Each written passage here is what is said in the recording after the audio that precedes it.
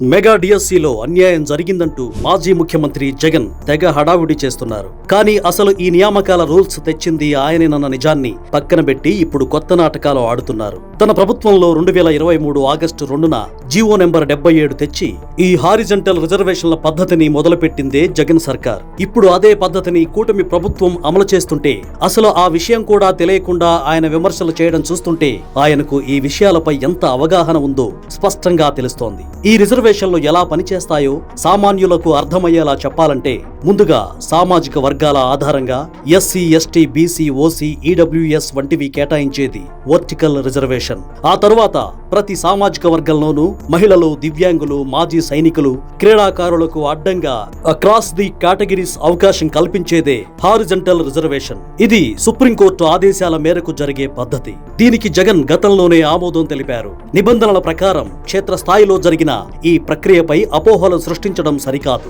కానీ జగన్ ఇప్పుడు చేస్తున్నదేంటంటే ఎంపిక కాని కొందరిని పట్టుకొచ్చి వారితో అబద్ధాలు చెప్పిస్తున్నారు. ప్రభుత్వం మీద బురద జల్లడానికే ఈ అభ్యర్థులను ఒక సాధనంగా వాడుకుంటున్నారు.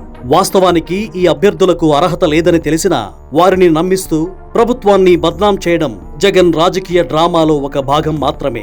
అంతేకాదు, స్పోర్ట్స్ కోటా నియామకాలపై వస్తున్న ఆరోపణలను కూడా క్రీడా శాఖ ఇప్పటికే అధికారికంగా కొట్టిపారేసింది. నిజానికి ఉద్యోగాలు ఇస్తున్నది ఎవరో ఒక వ్యక్తి కాదు, అది పద్ధతి ప్రకారం జరిగే ప్రభుత్వ ప్రక్రియ.